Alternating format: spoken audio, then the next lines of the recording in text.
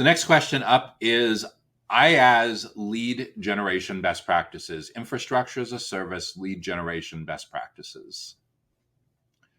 So what's interesting is there's a lot of overlap and synonyms in and around the data center industry. Some companies consider themselves digital infrastructure, ones that are used to selling infrastructure kind of similar to how software as a service might be sold, some kind of recurring managed services, something along those lines, may categorize their business model as infrastructure as a service. This is a technology focused company that's providing outsourced digital infrastructure to their clients, solving a variety of problems around storage, process, computes, security, a whole host of related issues regarding infrastructure and managed services. But at any rate, it's up to you to define your business model. Presumably, if you're not a startup, you've figured out what your company is really good at. You've figured out where you've been most successful, and you don't need me really to help you define what IaaS, what infrastructure as a service actually means to your business. So you've figured out that business model part. You have a chief product officer or a co-founder or a product management team that helps to figure out exactly what your clients need from your company to help them improve what they're doing, reach their goals, overcome their challenges, everything that makes you have a unique selling proposition, value proposition in the marketplace. But what you have asked me for help with today is best practices around lead generation. How can you improve what you're doing with lead generation? And the first place I would tell you to start is so many companies that approach us here at DCSMI aren't especially clear on what a lead is. And if you're going to focus on improving your lead generation, it's incredibly important that you get all of your internal and perhaps some external stakeholders together that work with your team on lead generation and get crystal clear about what a lead actually is. Because marketing professionals typically define a lead as a known contact that's gone from anonymous to known contact that looks like they could be at some point interested in what you have to offer, but haven't really shown a ton of interest quite yet. So if we think about a typical buyer's journey that someone goes through, there's the awareness stage, consideration, and decision. During the awareness stage, your IaaS prospect knows that they have a big goal that they're trying to figure out, a big goal that they're trying to achieve, a big problem or a big challenge that they're trying to figure out. But they haven't really given it a well-defined name yet. They just know the ache and the pain. They just know the symptom. They kind of sort of know what it might look like, but there's definitely no defined solutions name. There's no company yet in mind.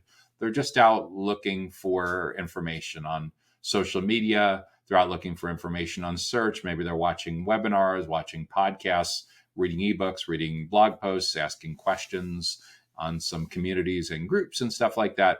And we want to figure out a way to intercept these potential clients as early as possible. In the consideration stage, they've gotten a little further along. They've given what they're trying to achieve some kind of name. And now they're comparing the different approaches to achieving that goal, or the different approaches that are available to solve that particular problem or challenge.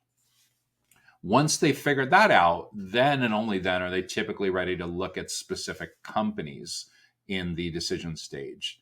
Now, most analysts that look at the digital infrastructure, that look at the IaaS marketplace, have concluded that there's a few dozen different touch points that happen in between a complete stranger and a purchase decision. One of them that's often thrown around is 28 touch points in between complete stranger and purchase. So the goal for your lead generation efforts is not just to generate a lead. We need to generate a lead, and we need to stay with our ideal prospects throughout most or ideally all of that buyer's journey, through as many of those 28 touch points as possible. And that becomes a big challenge in the space because by default, so many IaaS companies are programmed to think that field marketing and event marketing is their nirvana, and for some reason it's superior over all other forms of lead generation and lead nurturing. And if you do that correctly and you get access to the right buyer personas in the right places, in the right context, for sure, that interaction, that touch point can significantly influence the buyer's journey. But it's not like it gets 10 times credit or 20 times credit and neutralizes all of the other typical behaviors that your ideal prospects and clients go through. It just counts as one. They're still going to leave the conference. They're still going to leave the golf tournament. They're still going to leave the trade show. And when they're back at work the next day, they're going to go on with their routine. And a couple days later, a couple weeks later, when this itch comes up again, they're going to Google and they're going to LinkedIn and they're going to YouTube and they're going to Copilot and they're going to ChatGPT and they're asking questions on a Slack channel and they're participating in a Discord or a Facebook group or a LinkedIn group, or they're texting their coworkers or they're reading reviews. It's not like they had such a phenomenal experience with you at the conference that they're going to suspend everything that they know about how modern buyers research and make their purchase decisions. They still have this, the thing they look at first thing in the morning when they get up, last thing in the evening before they go to bed, and dozens to hundreds of times throughout the day. So how do we get more time here? How do we get more time between here and what they're thinking about that's going to drive what they do for their infrastructure as a service, IaaS, digital infrastructure related decisions? Is we need to figure out who they are and what they care about. And we need to show up in that context as early as possible and as often as possible. So we're not just seen as an IaaS vendor, we're seen as the go-to experts on infrastructure as a service. We're seen as the teachers, the trusted advisors, the subject matter experts, the consultants, the thought leaders.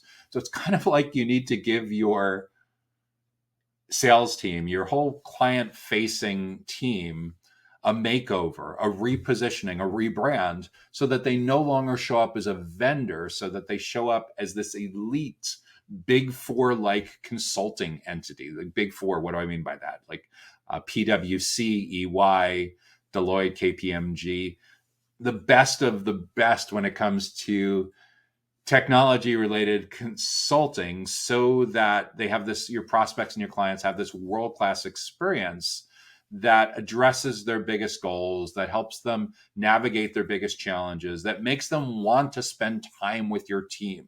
So nobody has to beg for attention. Nobody has to badger them repeatedly with cold email messages or cold LinkedIn messages, or heaven forbid, cold call. They don't have to nag and badger. Your prospects and your clients actually want to spend time with your team members because they're getting so much value from them.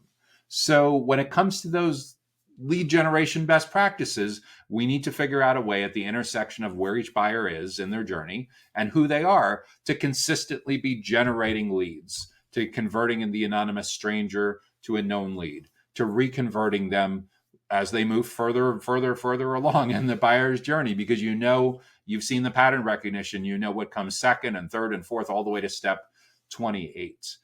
From a CRM standpoint, from a marketing and sales technology standpoint, as someone advances to the point that they're ready for sales contact, that they're showing some signs that there may be an opportunity to do business, typically that lead would progress first to marketing qualified, then sales qualified or sales accepted. But ultimately, where most of you likely want to be is to the point where that lead is progressed to a sales opportunity. That's where this person and potentially their colleagues, their team members on this account are showing some interest in doing business with your company, where a experienced member from your sales or business development team can attend a meeting and walks away from that meeting understanding a potentially a forecast close date and a forecasted deal size, and obviously recognize that these are depending on the nature of how long your sales cycle is and how big the ticket prices that you're selling. These could be anywhere from a very rough guess to a highly precise guess, but they're leaving that initial meeting with a strong sense that, you know, this could close at this potential date and it could close for this amount. And then they move from, they're staying in an opportunity, but then there's deal stages that they would progress through based on buyer-centric behaviors. That's the key thing with all of this, is we need to be a lot more buyer-centric and less seller-centric. There's really no room for selfish lead generation anymore in anything related to digital infrastructure or data centers or mission critical facilities. We need to show up where they are, not where we want them to be, but where they are right now. And we need to ooze and we need to exude enormous amounts of value that makes us have that, like, metaphorical doctor-patient relationship, heavily consultative, so that they really are getting exceptional value from the time that they're spending with members of your team on a one-on-one basis, when they consume your on-demand resources, when they attend your events, when they attend your, at the risk of getting really meta here, your webinars and your live streams. So they're just getting a ton of value that helps them understand all the different ways that they should be thinking about choosing the best infrastructure for their particular company. So those are some of the most important considerations to think about when it comes to IaaS, infrastructure as a service, lead generation best practices. And with